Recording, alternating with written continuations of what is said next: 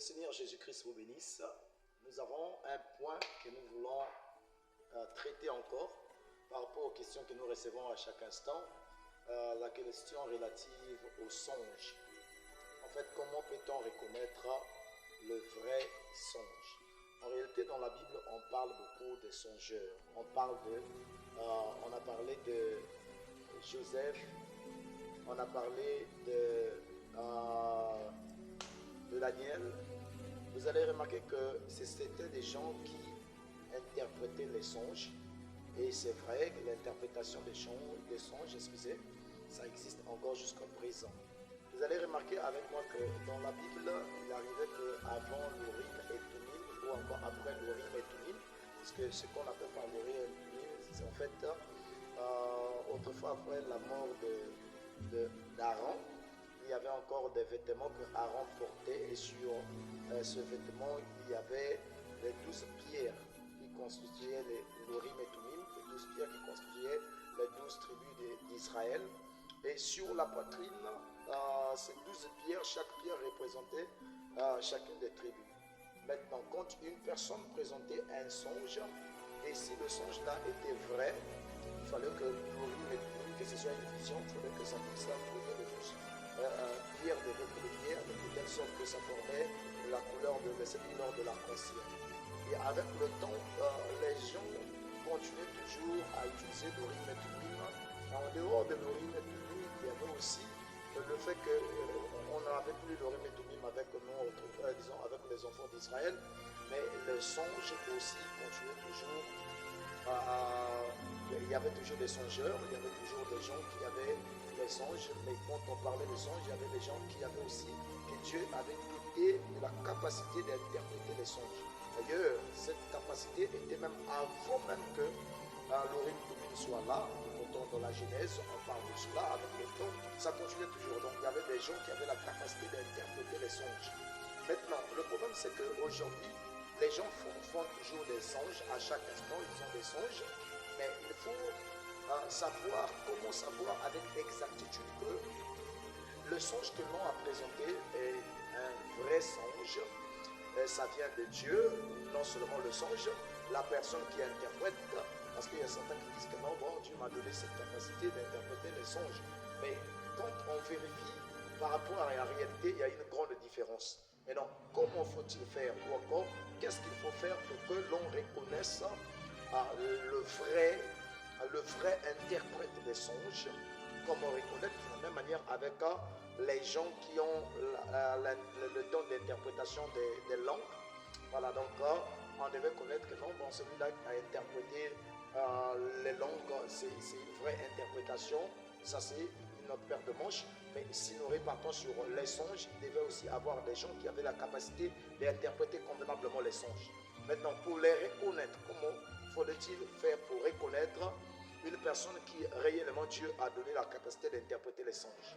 Et si vous lisez dans le livre de Daniel, si vous allez dans le livre de Daniel 2, verset 26, vous allez trouver que non, quand le roi a parlé, le roi prit la parole et dit à Daniel, qu'on nommait Belsatsar, es-tu capable, ça c'est le roi qui dit, es-tu capable de me faire connaître le songe que j'ai eu et son explication? Ça c'est le roi qui demande que non, est-ce que tu es capable de me donner le songe? Ça c'est dans le verset 26, il dit, es-tu capable de me donner le songe et son explication? Mais, et le verset 27 il dit, Daniel répondit en présence du roi et dit, ce que le roi demande est un secret que les sages, les astrologues, les magiciens et les devins ne sont pas capables de découvrir au roi. Donc il dit encore dans le verset 28, mais il y a dans les cieux un Dieu qui révèle les secrets et qui a fait connaître au roi Nebuchadnezzar ce qui arrivera dans la suite des temps. Voici ton songe et les visions que tu as eues sur ta bouche. Donc là, c'est Daniel qui est en train d'expliquer, qui est en train de dire au roi, voici ce que tu as eu. En d'autres termes, Daniel n'a pas, en fait, le roi n'a pas expliqué à Daniel le songe, mais il n'a pas expliqué à Daniel le songe. Le roi plutôt n'a pas expliqué à Daniel le songe, mais Daniel lui-même, il dit au roi, voici le songe. En d'autres termes, Dieu, quand il donne à une personne la capacité d'interpréter les songes, en fait, la personne peut avoir expliqué une partie du songe, mais la personne qui interprète est capable de connaître même la suite de son songe. Là, ipso facto, on comprend que cela n'est pas une invention humaine, mais cela vient de Dieu lui-même. Parce que l'Écriture dit que non, il n'y a même pas de devins, il n'y a pas de magiciens, tout cela qui ont cette capacité réellement, mais c'est le Dieu du ciel qui a cette capacité. Voyez-vous, c'est là où il commence maintenant à décrire le songe. Il dit que non, vous avez vu ceci, vous avez vu cela. Vous voyez, là, le roi était déjà, Nebuchadnezzar était déjà convaincu que ce qui a été dit était réel. Vous voyez, aujourd'hui, il y a tellement de gens qui sont très courageux, qui se disent à chaque instant, non, bon, moi, Dieu m'a donné la capacité d'interpréter les songes, et quand la personne vient là, bon, ça peut être ceci. Vous voyez que non, ça c'est des à peu près. Nous savons que non, même un serviteur de Dieu, vous êtes pasteur par exemple, quelqu'un peut venir vous parler, non, j'ai vu ceci, on songe, ceci, cela. Cela peut marcher ou encore concorder avec les Écritures.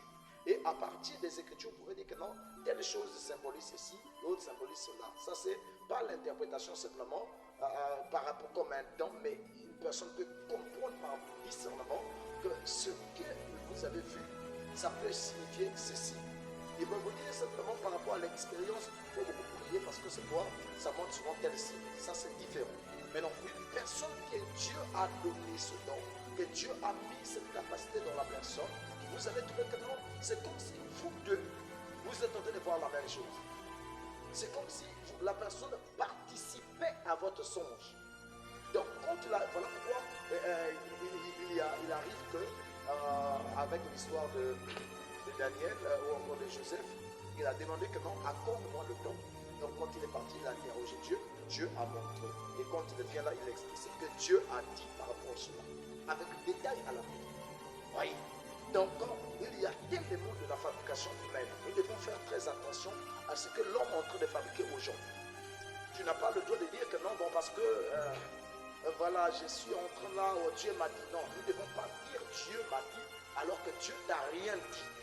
Vous voyez, ces églises aujourd'hui, avec ce genre de fanatisme ou encore de zèle, nous avons fondé des églises.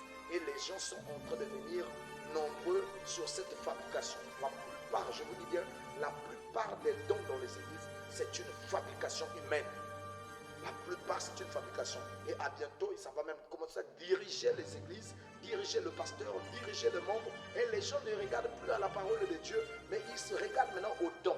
Et quand on voit la véracité de ces dons, on remarque que non, il y a une confusion, il y a de l'amateurisme, il y a encore une sorte de balbutiement dans votre expression, dans l'interprétation ou encore dans l'accomplissement des choses. Donc voilà pourquoi il est très important que quand nous sommes en train de parler de ces choses-là, nous devons être sûrs, rassurés que cela n'est pas une invention humaine, mais ça vient droit de Dieu.